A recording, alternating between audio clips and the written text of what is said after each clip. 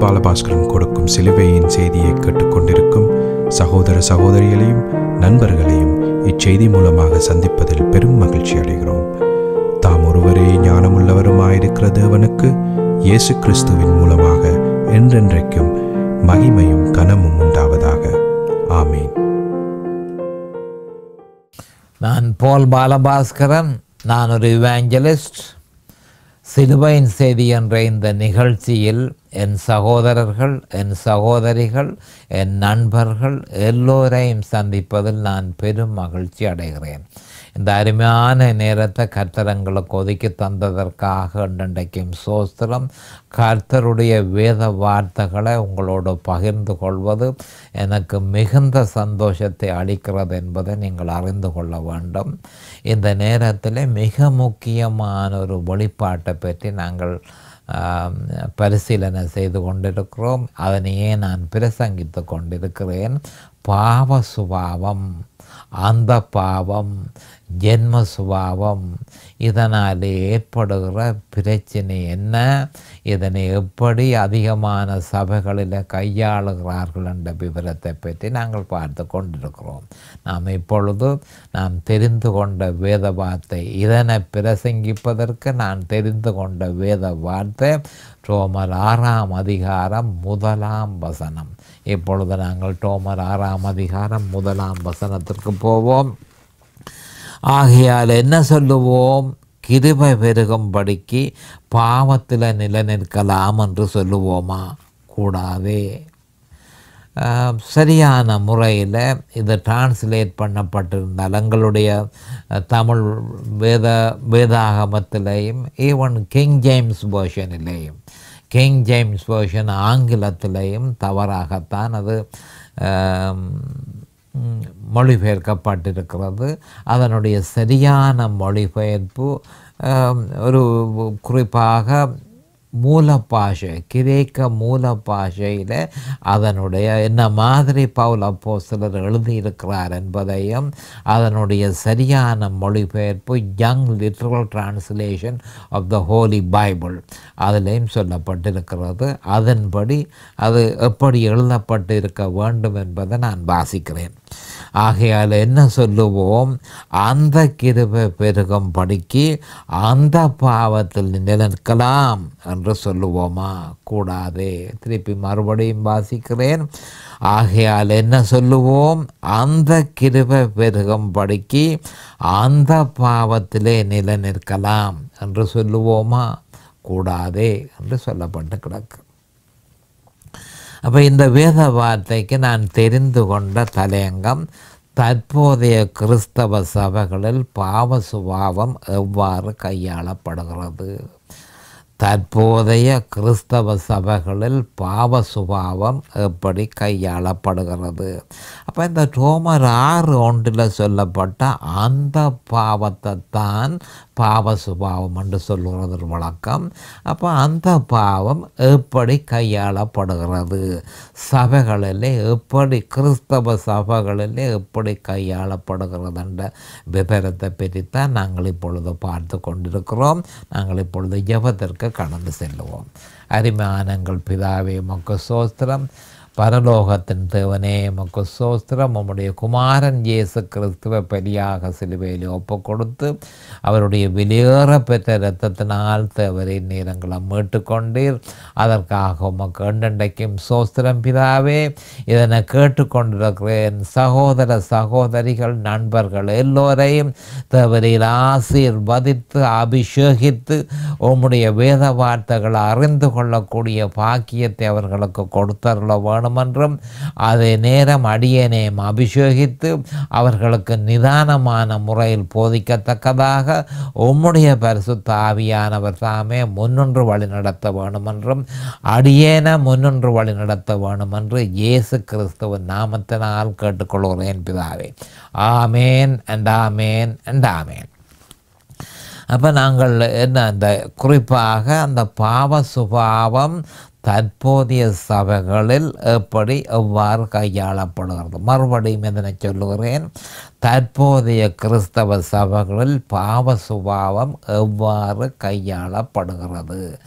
அந்த பாவம் என சொல்லப்பட்டிருக்கிற இந்த பாவ சுபாவம் கிறிஸ்தவ சபைகளில் தவறான அணுகுமுறையினாலும் தவறான முறையிலே அதனை விளங்கினதனாலும் விளங்காததனாலும் பல்வேறு விதமாக அது செயல்படுகிறத நாங்கள் சபைகளில் காணக்கூடியதாக இருக்கிறது.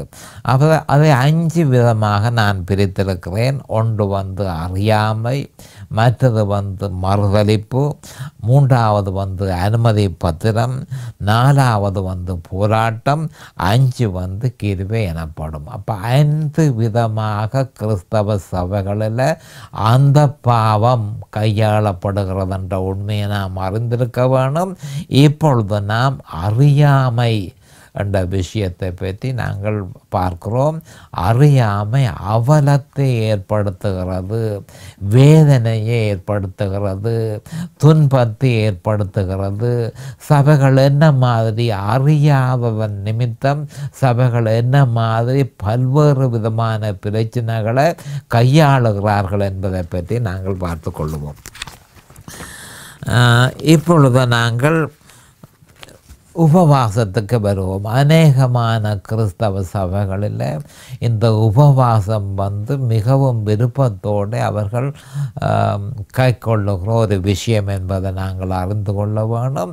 ஆனால் உண்மை என்னவென்று சொன்னால், பரிசுத்த ஆவியானவருடைய வழிநடத்துதல் இல்லாமல் உபவாசத்தை மேற்கொள்வது அவ்வளோ புத்திசாலித்தனம் அல்ல என்பதை நாம் அறிந்து கொள்ள வேண்டும்.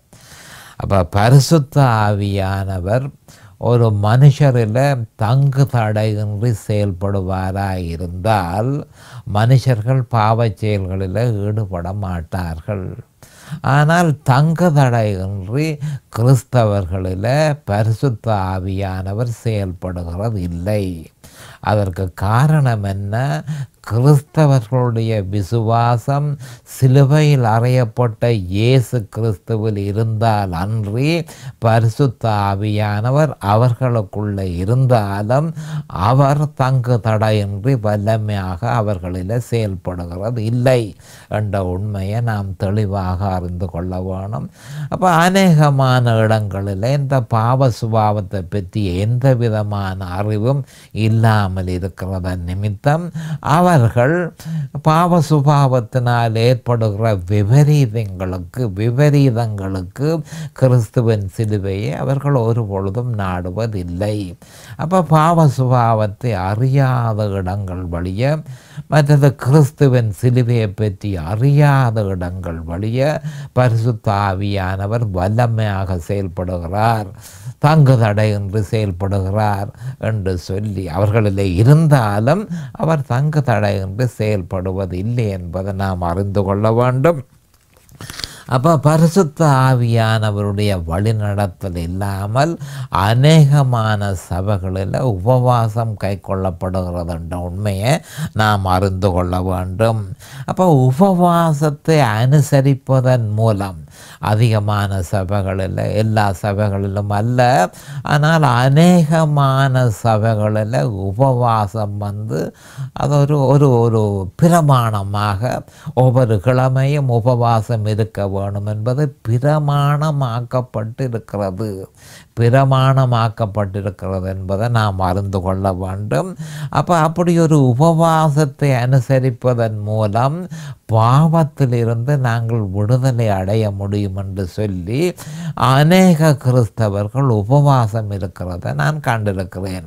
இந்த விஷயத்தை பற்றி எனக்கு பேச விருப்பம் இல்லை, ஆனாலும் இதனை பற்றி பேசுவது மிக முக்கியமானது. ஏனென்று சொன்னால் அநேகமான கிறிஸ்தவர்கள் வீணான நம்பிக்கை இந்த உபவாசத்தில் அவர்கள் வைத்திருந்து தங்களை தாங்க முடியாத வேதனைக்குள்ள உட்படுத்தி கொண்டிருக்கிறார்கள் என்பதை அவர்கள் அறியாமல் இருக்கிறார்கள்.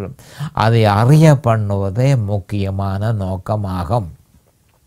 அப்போ முக்கியமாக நான் சொல்லுறது என்ன மாதிரி என்றால், உபவாசத்தினால பாவத்தில் இருந்து ஒரு பொழுதும் விடுதலை அடைய முடியாது. பாவ சுபாவத்துக்கு அது தீர்வாக இருக்கவும் முடியாது. அப்போ பாவ சுபாவத்துக்கு தீர்வு சிலுவையில் அறையப்பட்ட இயேசு கிறிஸ்து. சத்தியத்தை அறிவீர்கள், சத்தியம் உங்களை விடுதலையாக்கும் என்று சொல்லியிருக்கே தவிர உபவாசம் செய்வீர்கள் அது உங்களை விடுதலையாக்கும் என்று சொல்லி வேதத்தில் சொல்லப்படவில்லை என்பதை நாங்கள் கொஞ்சம் பொறுமையாக சிந்திக்க வேண்டும். அப்போ தேவனுக்கு முன்பாக கவனமாக கேட்டுக்கொள்ளுங்கள். அநேகமான கிறிஸ்தவர்கள் ஒரு தப்பான அபிப்பிராயத்தை உடையவர்களாக இருக்கிறார்கள். அதாவது உபவாசம் இருந்தால் தங்களுக்கு அபூர்வமான ஒரு பலம் கிடைக்கும் என்று சொல்லி அவர்கள் நிச்சயமாக நம்புகிறார்கள். தேவனுக்கு முன்பாக நீதியாக வாழ முடியும் என்றும் தேவனுக்கு முன்பாக பரிசுத்தமாக வாழ முடியும் என்றும் அது தேவனுக்கு பிரியமான ஒரு செயல் என்றும் அவர்கள் நம்பி உபவாசத்திலே அநேகமான கிறிஸ்தவர்கள் ஈடுபட்டு இருக்கிறார்கள்.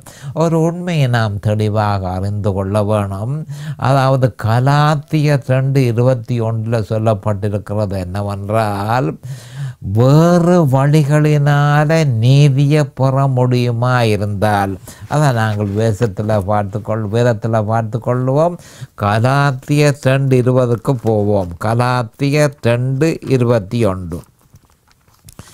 அப்போ கலாத்தியர் 2:21 சொல்லப்பட்டிருக்கிறது என்னென்று சொன்னால், நான் தேவனுடைய கிருபையை விருதாவாக்குறதில்லை, நான் தேவனுடைய கிருபையை விருதாவாக்குகிறதில்லை. நீதியானது நியாய பிரமாணத்தினாலே வருமானால் கிறிஸ்து மரித்தது வீணாயிருக்குமே. அப்போ ஒரு பிரமாணம், அவர்கள் பழமையாக அநேகமான சபைகளில் உபவாசம் ஒரு பிரமாணமாக ஆக்கப்பட்டு அந்த பிரமாணத்தை ஒரு குறிக்கப்பட்ட நாளில் அவர்கள் கை கொள்ளுகிறத நான் கண்டிருக்கிறேன்.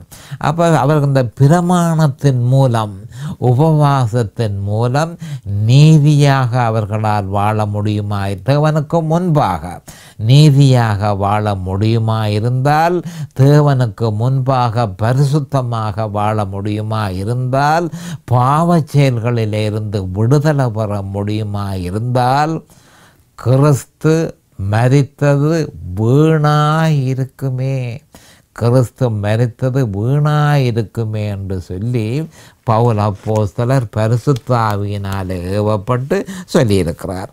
ஆனபடியால் அபூர்வமான பலத்தை நாங்கள் உபவாசம் இருக்கிறதுனால பெற முடியும் என்றும், தேவனுக்கு முன்பாக நீதியாகவும் பரிசுத்தமாகவும் வாழ முடியும் என்றும்,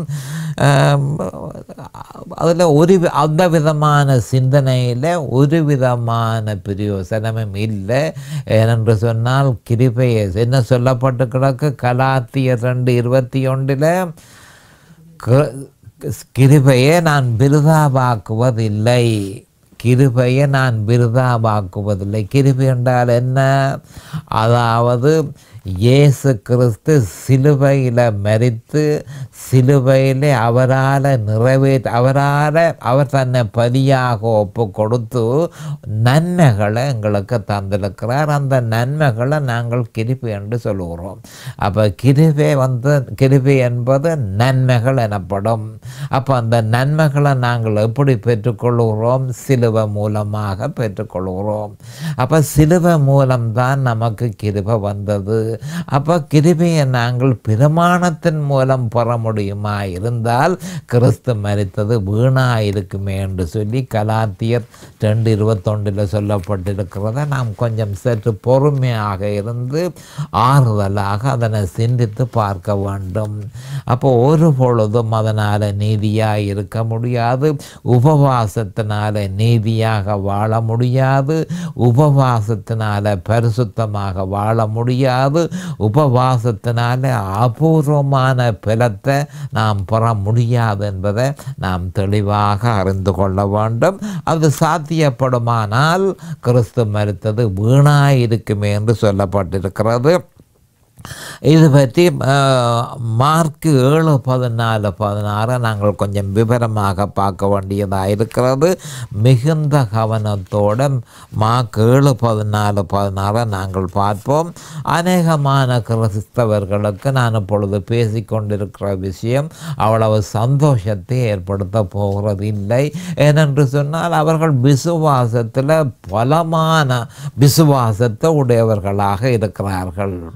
விசுவாசத்தில் இல்லை, உபவாசத்தில் பலமான விசுவாசத்தை உடையவர்களாக அநேகமான கிறிஸ்தவர்கள் இருக்கிறபடியினால் அவர்கள் அவ்வளவு சந்தோஷமாக நான் சொல்லுவதை ஏற்றுக்கொள்ளப் போவதில்லை என்பதை நான் அறிவேன். அப்படி இருந்தும் அது பாரதூரமான தவறு என்பதை சுட்டி காட்டுவது என்னுடைய கடமையாக இருக்கிறது. நிச்சயமாக அதை தப்பாமல் நான் செய்வேன் என்பதை அறிந்து கொள்ள வேண்டும். ஏனென்று சொன்னால் நான் தேவனுக்கு கணக்கு கொடுக்க வேண்டியவனாக இருக்கிறேன். நான் பிரசங்கிக்கிறது எல்லாம் நான் அவருக்கு ஒரு நாள் கணக்கு ஒப்புவிக்க வேண்டும். அப்போ சரியான உபதேசத்தை நான் பிரசங்கித்தேனோ ஒன்று நான் அவருக்கு கணக்கு ஒப்புவிக்க வேண்டியதாக இருக்கிறது. அப்போ இந்த மார்க்கு 7:14-16 பற்றி நாங்கள் விவரமாக பார்ப்போம். உபவாசத்தை பற்றி, அதாவது நம்முடைய ஆண்டவராகிய இயேசு கிறிஸ்து அருமையாக கூறியிருக்கிறார். பின்பு அவர் ஜனங்கள் எல்லாரையும் வரவழைத்து அவர்களை நோக்கி, நீங்கள் எல்லாரும் எனக்கு செவி கொடுத்து உணருங்கள். இதுதான் அங்கே பிரச்சனை. அநேகமானவர்கள் செவி கொடுக்க போகிறதில்லை, அநேகமானவர்கள் உணர போகிறதில்லை.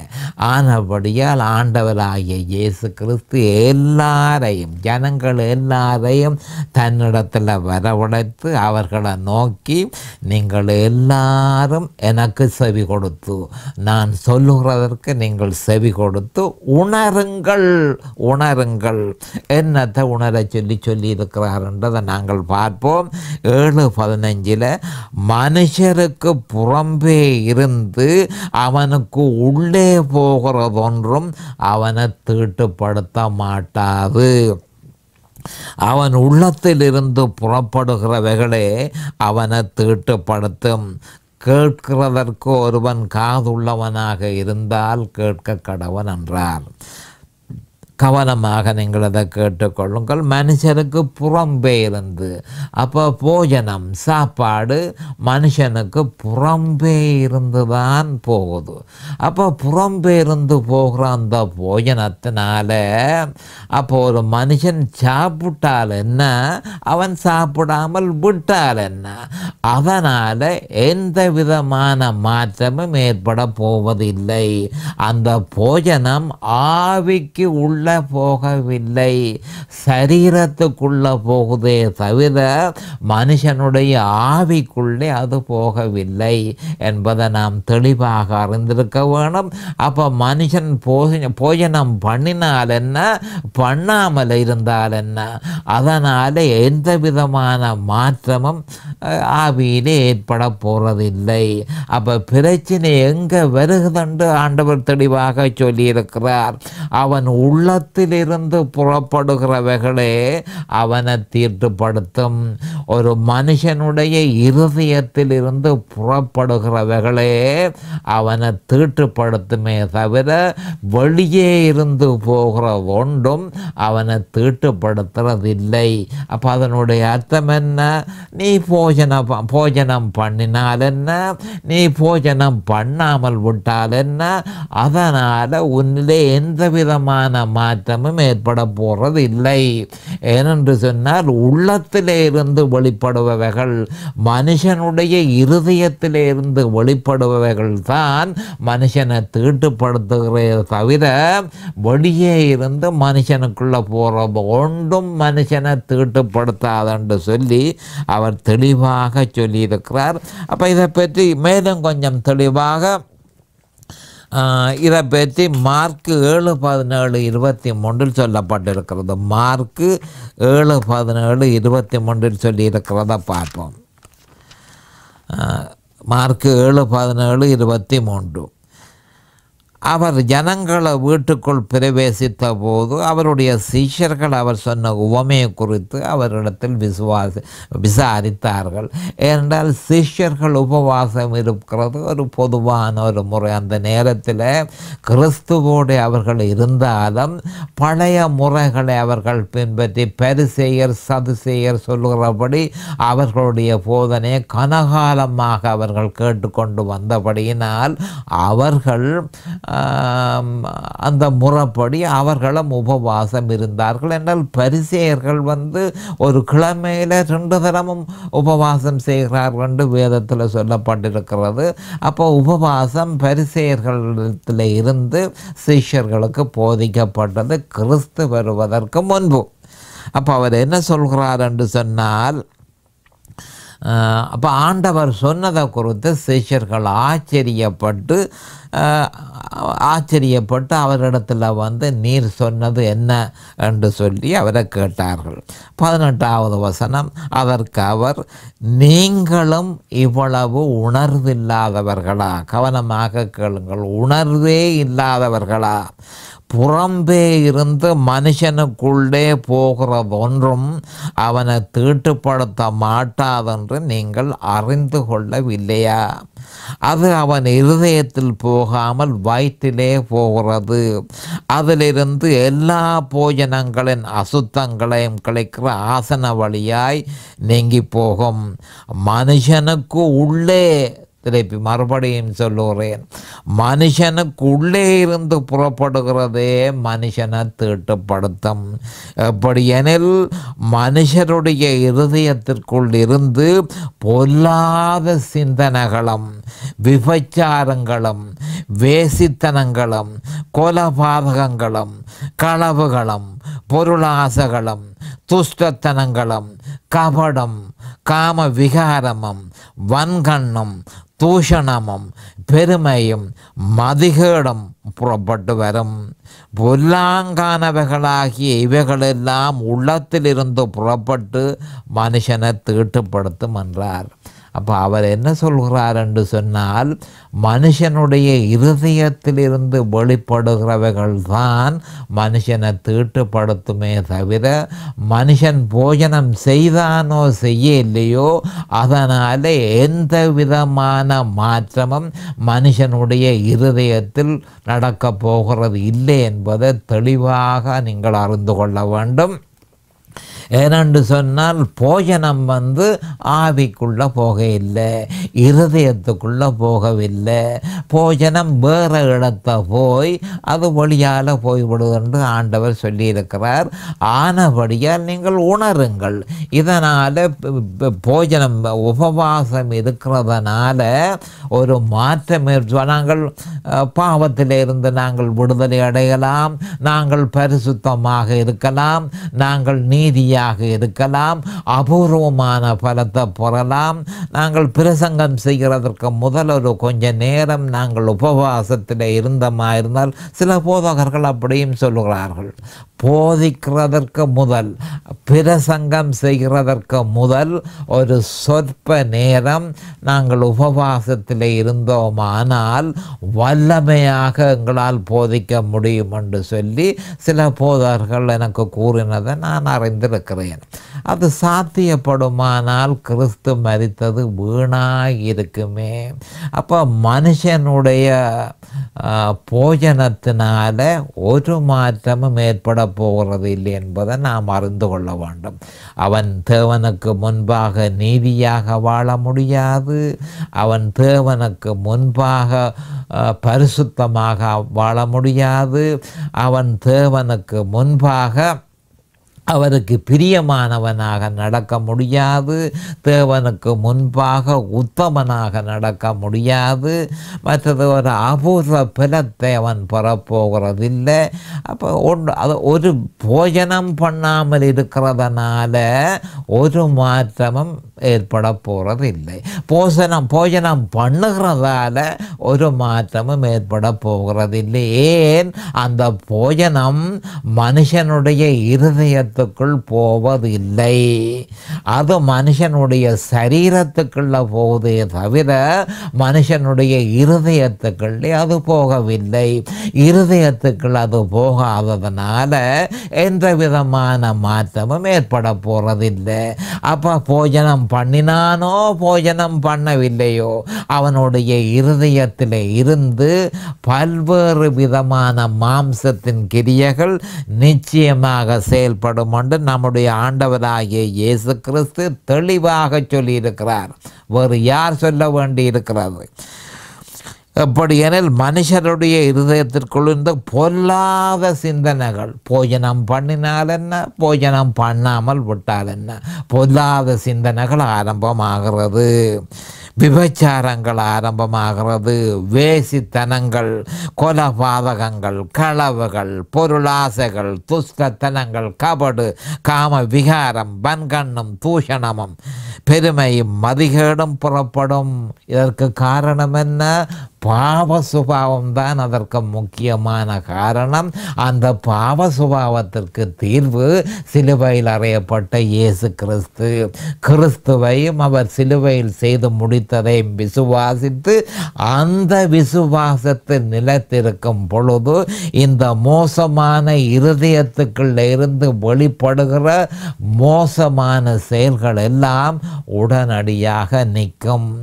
அதனை தவிர்த்து வீணாக நாங்கள் உபவாசம் இருக்கிறதுனால இந்த பிரச்சனைகளில் பாவத்தில் இருந்து மனுஷன் விடுதலை அடைய முடியும் என்று சொல்லி அநேகமான போதகர்கள் போதிக்கிறத நான் கண்டிருக்கிறேன். கிறிஸ்தவர்களுக்கு காரணம் என்ன என்று தெரியாதபடியினால் தங்களுக்குள்ள வித்தியாசமான மாம்சத்தின் கிரியைகள் வல்லமையாக செயல்படுகிறபடியினால் அவர்கள் போதகர்களிடத்தில் போய் நான் என்ன செய்ய வேண்டும் என்று கேட்கும் பொழுது போதகர்கள் நீ உபவாசம் இருக்க வேண்டும் என்று சொல்லி அவர்கள் ஆலோசனை கூறுகிறத நான் கண்டிருக்கிறேன். அது நடைமுறையில் இருக்கிறது. அதனால் ஒரு உபவாசம் இருக்கிறது வேதத்தின்படி சரி. ஆனால் அது வேறு ஒரு நோக்கத்துக்காக செய்யப்பட வேணும் தவிர பரிசுத்தமாய் உபவாசம் இருக்கிறதுனால பரிசுத்தமாய் இருக்க முடியாது, உத்தமனாக இருக்க முடியாது, நீதியாக இருக்க முடியாது, அபூர்வ பலத்தை பெற இயலாது.